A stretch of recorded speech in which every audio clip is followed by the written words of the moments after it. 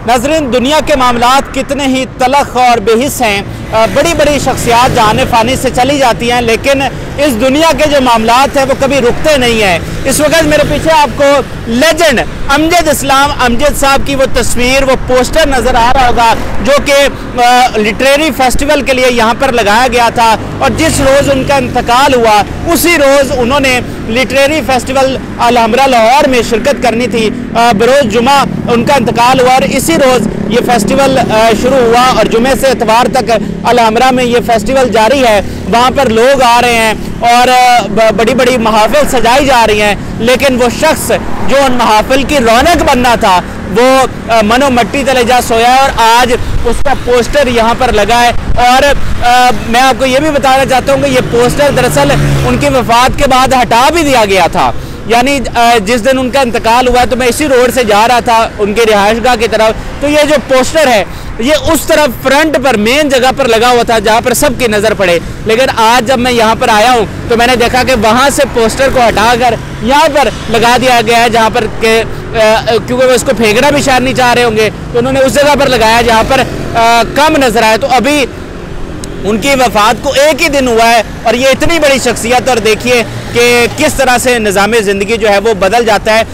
इनके literary festival जो आज इस वक्त हो रहा है, इनके इंतकाल पर उसको मुलतवी करने की भी बात हुई, लेकिन किस शख्स ने उसको मुलतवी ना किया वो मैं आपको बताता हूँ। इससे पहले मैं थोड़ा सा आपको इनके इंतकाल के हवाले से वो चीज़ बताना चाहता हूँ जो शायद आप लोगों तक ना पहुँची हो। एक तो यह है कि पिछले हफ्ते ये सऊदी अरब गए थे, वहाँ पर इन्होंने उम्रा अदा किया और वहाँ पर रोज़ा रसूल पर इनकी जो वीडियो है जहाँ पर ये कलाम पढ़ते हुए नज़र आ रहे हैं वो बड़ी वायरल हो रही है। और जो उन्होंने वहाँ पर दिलसोज बातें की हैं, सभी उन बातों को सुनकर बहुत जज्बाती हुए।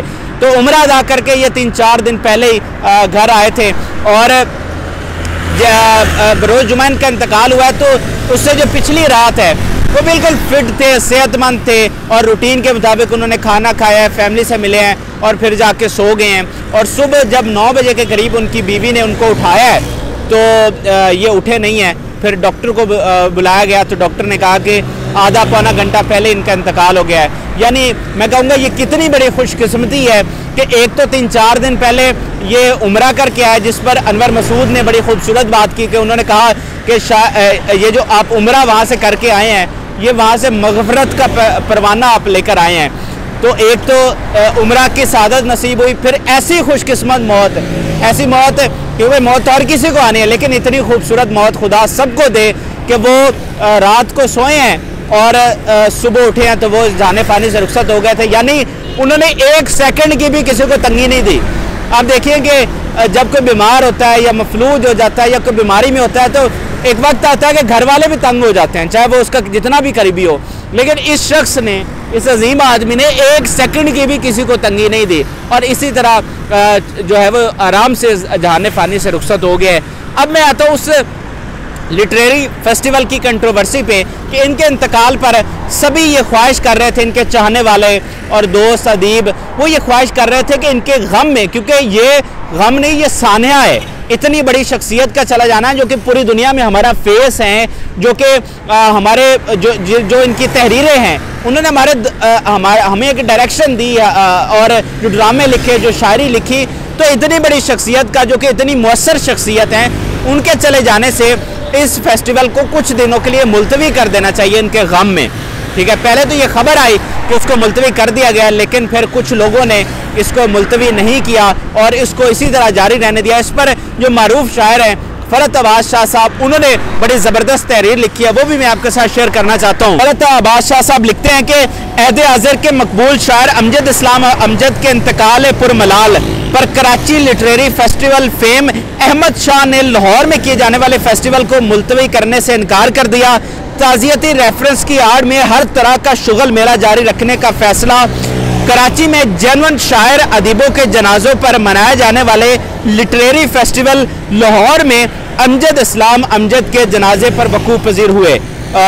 उर्दू अदब की रिवायत में एक और रिवायत का इजाफा, अहमद शाह जिंदाबाद, फेस्टिवल में शरीक टोले पाइंदाबाद। तो ये जनाब जो फरत अब्बास शाह साहब है उन्होंने तहरीर लिखी और मेरा ख्याल है इस तहरीर के बाद मुझे इस पर को बात करने की ज़रूरत नहीं है, आपको सारी कंट्रोवर्सी और उसकी हकीकत समझ आ गई होगी।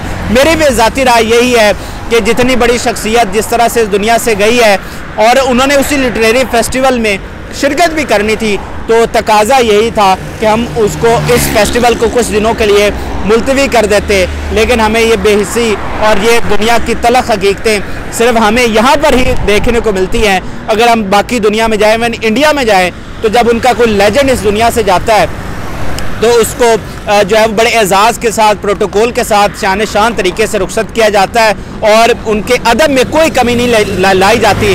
लेकिन यहाँ पर हमें ये बेइज्जती देखने को मिलती है। आखिर में अमजद इस्लाम अमजद साहब के कुछ अशार आपके नज़र करता हूँ और उसी पर इख्तिताम करूँगा कि बड़ी मशहूर वो कहते हैं कि कहाँ रुकने थे रास्ते, कहाँ मोड़ था, उसे भूल जा, जो मिल गया उसे याद रख, जो नहीं मिला उसे भूल जा, वो तेरे नसीब की बारिशें किसी और छत पे बरस गई, ए दिले बेखबर मेरी बात सुन उसे भूल जा। नाज़रीन, उम्मीद करते हैं कि आपको मेरी ये वीडियो पसंद आई होगी और ये जो लिटरेरी फेस्टिवल की कंट्रोवर्सी है, क्या ये इसे मुलतवी कर देना चाहिए था या नहीं, कमेंट सेक्शन में अपनी राय से ज़रूर आगाह करें। अपने मेज़बान अहमद फराज को इजाज़त दीजिए। अल्लाह हाफिज़।